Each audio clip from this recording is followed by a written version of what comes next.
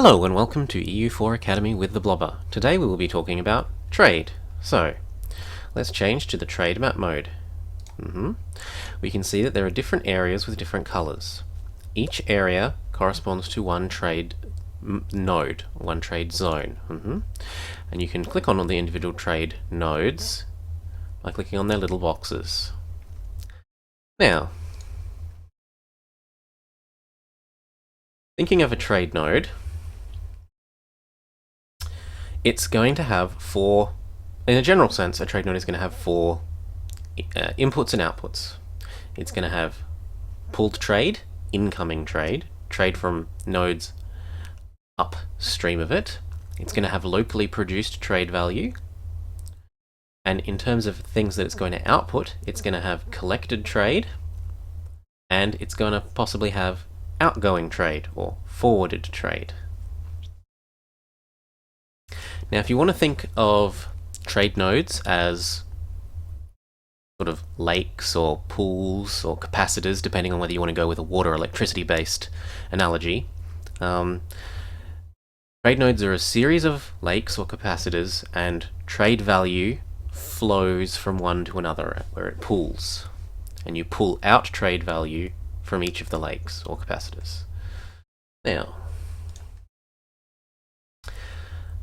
trade nodes are set up in series. So top left we've got a start node, and a start node is different from a normal node, like the middle node, in that it won't have anything upstream of it. So it'll only its only input will be local trade. It doesn't have trade forwarded from nodes further upstream. Then there's a middle trade node, which has the four things that we talked about earlier: locally produced trade, trade that's incoming from somewhere else, trade that it's pushing, that's getting pulled out of it, and locally collected trade. Now, between that first middle trade node and what is an end node, there can be heaps and heaps of middle nodes. That's what this dashed line represents. There can be lots and lots of these between this one and the end one. And then there's an end node. And end nodes are kind of the opposite in sense to start nodes.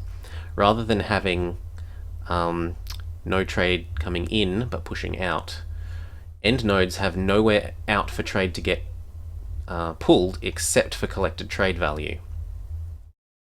This makes end nodes very valuable because all of the trade is going to end up in end nodes unless it's effectively extracted earlier by highly effective collecting. Cool. Next. Oh, too far. Now, that's not to say that the way that the system that we just showed, a linear system with one, then one, then one, then one, is what always happens. It's a bit more complex than that. You can have multiple trade nodes feeding into a single trade node, and one trade node can also output to many others, as well as the usual local trade value and collected trade.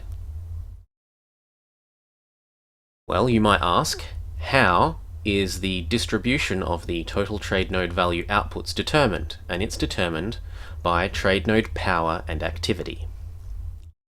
What is trade node power?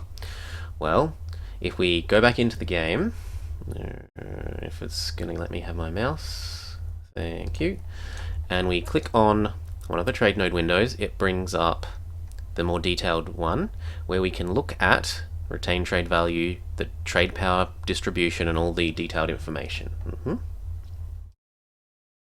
Now that we've seen how you find how to bring up this submenu, we'll explain what it has. So it has the trade power pie chart, which shows the various countries that have trade power in that trade node, and it lists them all, and it shows you graphically a sort of approximate distribution of who has how much power. So it'll list things like England, Scotland, France, or whoever happens to be in the trade node. How is the trade node power calculated? Well, it's calculated by considering how many boats and merchants you have, how many trade ships and merchants are effective in the node. Of course, boats can only be applied to non-inland trade nodes, otherwise you can instead have the merchants doing caravan power. There is, Mr. Mousy, thank you. There is the province trade power, so every province inside a trade zone will have province trade power, and there are provinces that are especially good for this. So we'll go have a look. So let's take Languedoc. Languedoc is in this Genoa node. It has an addition of 5.5 trade power to currently France's trade power in the Genoa node. Now there are provinces that are especially good, and they're easy to see on the trade map mode. They're the ones with these little icons indicating centres of trades and estuaries, which give very significant bonuses to trade power. So like Languedoc, we just saw had 5. So if we imagine that we had 2 or 3 of these, it would be maybe 10 or 15. But if you get one province that has one of these modifiers, like this one, 15, it's essentially worth 2 or 3 of these other provinces. Often many times more if it's instead of being in high value land like in Europe. If you're over in crappy land where most of the provinces are 111 rather than more valuable, then a centre of trade becomes proportionally even more valuable. So we've seen now what trade modifying things there are, centres of trade and estuaries, how we look at them, how we find them, and what they do. They are significant buffs to province-based trade power. Ooh. There are also modifiers. So let's once again go back to that menu, in-game, and you'll receive all kinds of modifiers for things like, are you collecting from trade not in your main city? Do you have transfer from upstream merchants? Prestige, power projection, other modifiers to do with your nation if you've got national ideas or traditions that affect it. Those all get summated there. And in a sort of hand-wavy way, the end answer, that final column, the total trade node value for that country, is approximately A plus B times C. Now, there are some extra hidden additive modifiers, such as potentially transfers from downstream, and to see those, you go back in and you hover over that. You hover over this number. So let's go have a look. So something like, yeah, main trade city and area, there's one. What else have we got? We got any? There we go. And multiple, no, that one's not got any further ones. But you get the idea that some of those hidden extra additive modifiers get displayed here if you need to see them. And that's why what you would otherwise expect for this math doesn't add up is why. Again, paradox math. Now,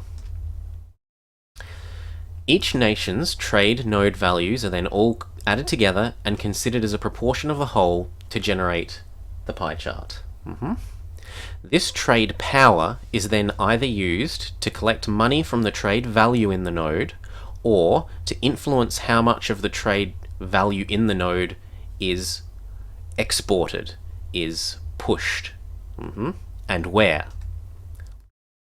So, going back to the trade node interface, you can either collect from trade value, which means that you want to use your share of power to take approximately that % of the trade value from the node, or you can transfer trade power,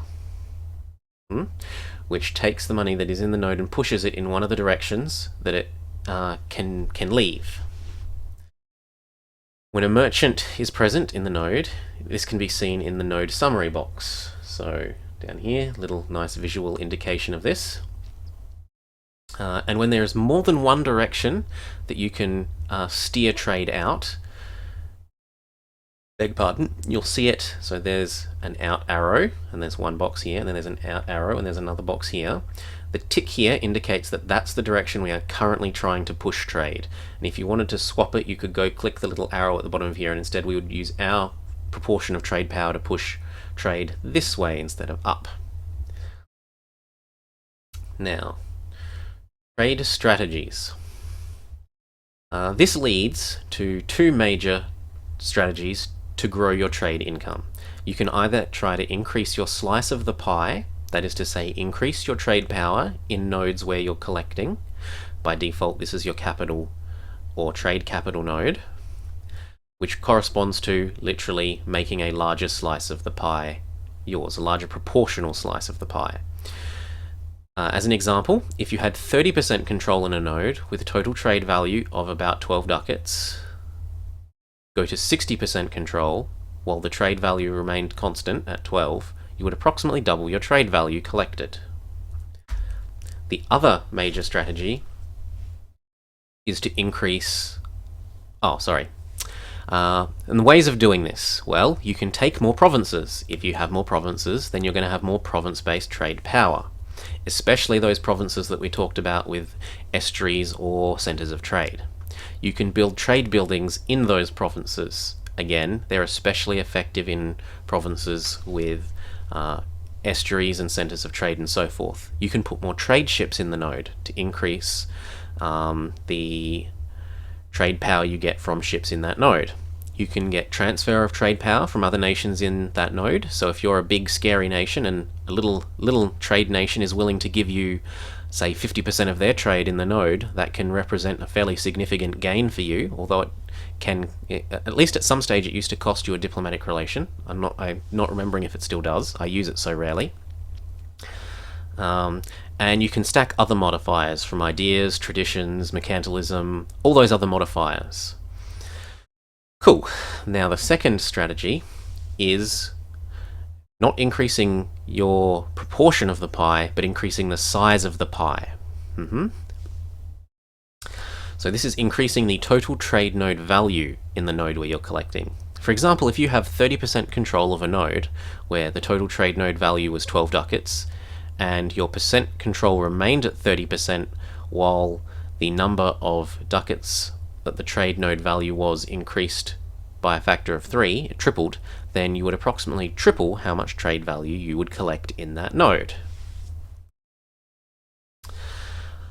This doesn't mean that you can't pursue both strategies simultaneously, namely trying to both grow your proportional share and the size, increasing the size of the pie and your share of it at the same time.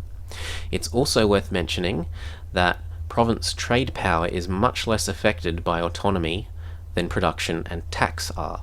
So although providing little tax, production or manpower, high autonomy lands still offer the potential for almost all of their trade income out of the trade value produced by that land to a controlling nation.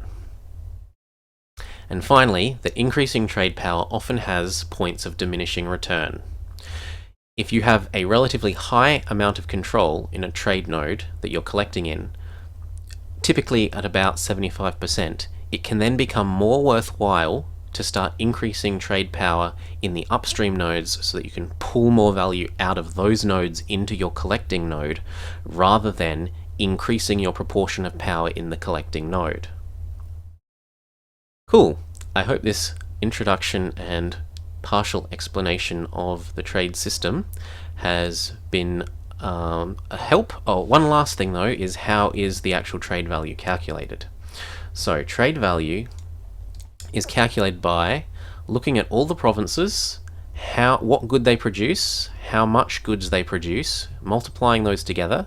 So in this case it produces 1 amount of grain. Grain is worth 2. So this province adds 2 trade value. Limousine adds 2 trade value to the Bordeaux node.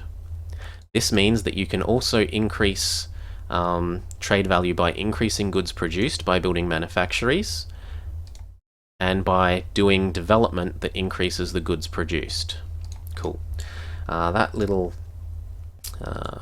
wrapping up that last little fact means that we've come to an end. I hope that this explanation has been helpful and that you'll be able to get some more trade income in your games to use to then beat up your enemies.